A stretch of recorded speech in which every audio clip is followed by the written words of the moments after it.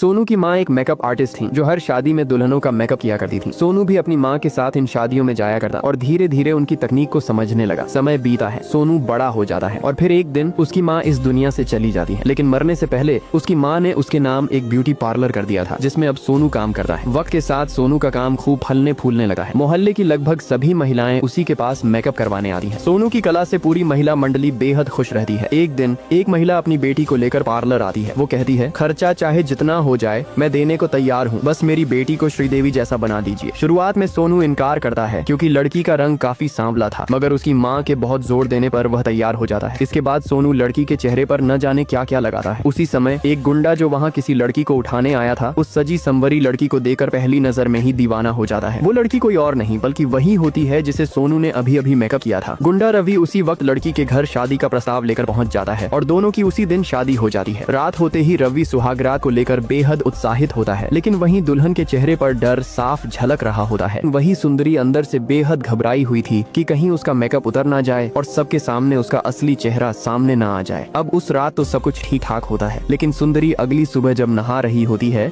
नहाते वक्त उसका मेकअप पूरी तरह उतर जाता है। इसके बाद जब सुंदरी अपने सास ससुर को चाय देने आती है तो सभी चौंक जाते हैं कि भाई तुम कौन हो। और अब सुंदरी रवि के सामने सारी सच्चाई बता देती है, जिससे गुस्से में आकर रवि उस सोनू के पार्लर पर अपने गुंडे भेज देता है जिसने सुंदरी का मेकअप किया था। रवि के गुंडे पार्लर में तोड़फोड़ करते हैं और साथ ही सोनू की जमकर पिटाई भी करते हैं क्योंकि सोनू ने ही उस लड़की का ऐसा मेकअप किया था। अब अगले दिन सोनू न्यूज पर देखता है कि एक पुलिस वाले ने उसे झूठे इल्जाम में फंसाकर उसके खिलाफ अरेस्ट वारंट जारी करवा दिया है। न्यूज देखकर सोनू के दोस्त उसे सलाह देते हैं कि वो फौरन अंडरग्राउंड हो जाए वरना पुलिस उसे पकड़ लेगी। लेकिन सोनू कहता है, मेरा मेकअप किस दिन काम आएगा? मेरी माँ बचपन से मुझे लैला कहा करती थी, तो अब लैला बनने का वक्त आ गया है। फिर सोनू अपने मेकअप का कमाल दिखाता है और सीधे राखी सावंत बन जाता है और अपना नाम रख लेता है लैला। उधर सुंदरी रुस्तम के घर में अपने पैरालाइज ससुर की सेवा करती रहती है। रुस्तम अपने पापा पर बहुत गुस्सा होता है, इतनी अच्छी लड़कियों को ठुकराकर आखिर में ये दिला दिया। मुझे तो गोरे रंग से ही मोहब्बत थी, लेकिन आप लोगों को जांच पड़ताल तो करनी चाहिए थी। रुस्तम की माँ तब दोनों बाप बेटे को समझाती है, जो किस्मत में लिखा होता है वही मिलता है, अब जो मिला है उसे स्वीकार करो। आखिरकार रुस्तम को पता चलता है कि सोनू भाग चुका है, लेकिन अब उसके पार्लर को एक बॉम्बे की मेकअप आर्टिस्ट ने खरीद लिया है। नाम है लैला और आज है लैला के पार्लर की ओपनिंग। रुस्तम को जब सामने दूसरा पार्लर खुलता दिखता है तो वो तिलमिला उठता है। वो गुस्से में पार्लर बंद कराने पहुंचता है, लेकिन लैला को देखकर उसके होश उड़ जाते हैं, दिल और दिमाग दोनों डोल जाते हैं। उल्टा लैला उस पर फ्लर्ट करती है, ऐसे बॉडी बिल्डर तो मैंने आज तक नहीं देखे, मैं तो तुम्हें ही ढूंढ रही थी। सच बताऊं, तुम्हें देखकर कुछ कुछ होने लगा है, क्यों ना तुम ही मेरे पार्लर की ओपनिंग करो और पहले कस्टमर बनो। रुस्तम अपने घमंड में खुद को रोक नहीं पाता और लैला जो भी कहती है वो करता चला जाता है। अब घर लौटते वक्त रुस्तम अपनी माँ से कहता है, माँ मुझे प्यार हो गया है, सच में प्यार हो गया है। ये सुनते ही उसकी माँ गुस्से में चाकू लेकर उसके पीछे दौड़ती है। एक बार शादी की थी तूने और अपने बाप को पैरालाइज करवा दिया, दोबारा शादी की तो मेरी लाश देखेगा। रुस्तम डर के मारे अपने बेडरूम में छुप जाता है। तभी सुंदरी बाहर आती है और रुस्तम की माँ से कहती है, ऐसा मत कीजिए, आप अपने बेटे को दुखी देखकर खुश नहीं रह सकती। अगर उसे किसी से प्यार हो गया है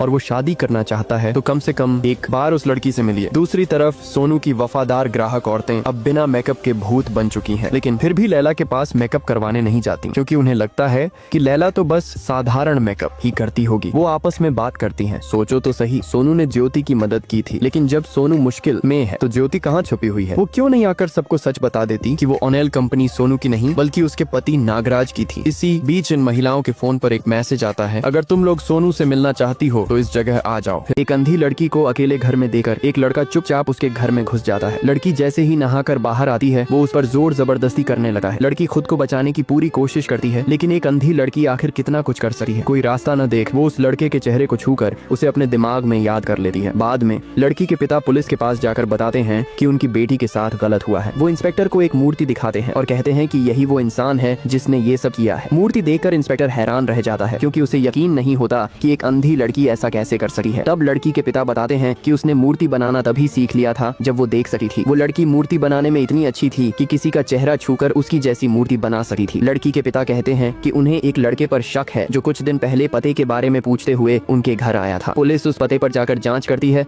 और फिर उस लड़के को एयरपोर्ट से पकड़ लेती है। थाने में पुलिस कुछ लड़कों को लाइन में खड़ा करती है और लड़की से कहती है कि वो पहचान करे। जैसे ही लड़की उस लड़के का चेहरा छूती है उसकी सांसें तेज हो जाती हैं और वो उसे तुरंत पहचान लेती है। सारा के साथ जिसने गलत किया था वह एक बहुत बड़े बिजनेसमैन का बेटा था, इसलिए उसके पिता ने उसे जेल से बाहर निकालने के लिए नामी वकील राजशेखर को नियुक्त किया। जब यह मामला कोर्ट में पहुंचता है तो रेपिस्ट माइकल को बड़ी आसानी से जमानत मिल जाती है क्योंकि सारा के वकील के पास ठोस सबूत नहीं होते। अब इंस्पेक्टर भी सारा के पिता से कहता है कि शायद शायद उसे भी इस केस से हटाने की साजिश हो रही है। इसके बावजूद वह उनकी मदद करना जारी रखता है। इसके बाद मोहम्मद एक और अनुभवी वकील से मिलकर अपनी बेटी का केस लड़ने की गुजारिश करता है, लेकिन वह वकील किसी और केस का बहाना बनाकर मना कर देता है। जैसे ही मोहम्मद वहाँ से निकलने लगता है, वकील का सहायक उसे बताता है कि कोई भी सीनियर वकील उसका केस नहीं लेगा, क्योंकि राजशेखर ने सभी बड़े वकीलों से कह दिया है कि इस केस से दूर रहें। अपनी बेटी को इंसाफ दिलाने के लिए मोहम्मद हर तरह से कोशिश कर रहा था। राजशेखर की चाल के चलते कुछ बिके हुए वकील खुद मोहम्मद के पास आकर केस लड़ने की पेशकश करते हैं ताकि राजशेखर इस केस को आसानी से जीत सके। इसी बीच रास्ते में इंस्पेक्टर को अहाना नाम की एक लड़की मिलती है। वह उससे वकील विजय मोहन के बारे में पूछता है। फिर दोनों विजय के घर जाकर सारा के केस के बारे में बताते हैं, जहाँ पता चलता है कि विजय मोहन ने अब अदालत जाना ही छोड़ दिया है। जब विजय ने सारा का केस लड़ने से मना कर दिया तो सारा के पिता इंस्पेक्टर और अहाना से उसके बारे में डिटेल्स पूछते हैं। तब वे बताते हैं कि कई क्रिमिनल केसेस में सीनियर लॉयर्स भी उससे एडवाइस ले चुके हैं। मोहम्मद पूछता है कि अगर वो इतना केपेबल था तो उसने केस लड़ना क्यों छोड़ दिया। तब अहाना बताती है कि पहले विजय राजशेखर के ऑफिस में जूनियर लॉयर था और जल्दी ही वो ट्रायल कोर्ट्स में भी जाने लगा था। उसी दौरान राजशेखर की बेटी, जो अपने पिता के ऑफिस में जूनियर बनकर आई थी, विजय के करीब आ गई। कुछ ही समय में दोनों एक दूसरे से प्यार करने लगे, लेकिन विजय एक मिडिल क्लास फैमिली से था, इसलिए राजशेखर को ये रिश्ता पसंद नहीं आया। राजशेखर ने उसे कोर्ट के कुछ डॉक्यूमेंट्स में गड़बड़ी का इल्जाम लगाकर 5 साल के लिए सस्पेंड करवा दिया, जिसकी वजह से अहाना की भी नौकरी चली गई। बाद में राजशेखर ने अपनी बेटी की शादी सुप्रीम कोर्ट के एक लॉयर से कर दी। उस सस्पेंशन के बाद विजय को काम मिलना धीरे धीरे कम हो गया। अब जब उसे सारा के केस के बारे में पता चला तो उसने मना कर दिया, क्योंकि वह लंबे समय से कोर्ट नहीं गया था। लेकिन जब अहाना उसे सारा से मिलवाने लेकर जाती है तो सारा के चेहरे पर थोड़ी सी उम्मीद नजर आती है। विजय के मना करने के बावजूद सारा हार नहीं मानती, क्योंकि उसे अब भी भरोसा था कि कोई न कोई उसे जस्टिस जरूर दिलाएगा। और फिर सारा की हालत देखकर विजय आखिरकार उसका केस लड़ने के लिए तैयार हो जाता। अब विजय मोहन इस केस की जांच शुरू करते हैं, जहां सबसे पहले नौकरानी सीमा को बुलाया जाता है। सीमा कहती है कि सर और मैडम शादी में गए थे और मुझे भी बैंक जाना था, तो मैंने गेट लॉक किया और वहां चली गई। अब राजशेखर सीमा से क्रॉस एग्जामिनेशन के लिए आते हैं, जहां वो पूछते हैं बाहर वाले गेट की चाबी और किसके पास होती है, जिस पर सीमा कहती है कि दूसरी चाबी सर के पास है। फिर राजशेखर पूछते हैं तुम उस दिन बैंक क्यों गई थी। सीमा कहती है कि मुझे लोन लेना था। राजशेखर कहते हैं इसका मतलब मोहम्मद को अच्छी तरह पता था कि सारा घर पर अकेली होगी। वो सारा का बायोलॉजिकल फादर नहीं है, तो मुमकिन है उसने मौके का फायदा उठाया हो और सारा के साथ वो गलत काम किया हो। अब विजय मोहन सारा की माँ को घर बुलाते हैं, जहाँ वो कहती है कि इस घटना से एक दिन पहले हम घर में डिस्कस कर रहे थे कि हमें शादी में जाना है और सीमा को बैंक, तो सारा घर पर अकेली कैसे रहेगी। तभी माइकल वहाँ अपने दोस्त विनोद का एड्रेस पूछने आता है और सारा को देखकर हमारी सारी बातें सुन लेता है। अब राजशेखर सारा की माँ से क्रॉस एग्जामिनेशन करते हैं, जहाँ वो कहते हैं मोहम्मद आपके दूसरे पति है ना। जब आपके पहले पति ने लोन के चलते सुसाइड कर लिया, तब आपने एक शादीशुदा मोहम्मद से शादी कर ली सिर्फ पैसे के लिए, क्योंकि मोहम्मद एक अमीर आदमी था। ये सब करते हुए राजशेखर सारा की माँ को चरित्रहीन साबित कर देते हैं।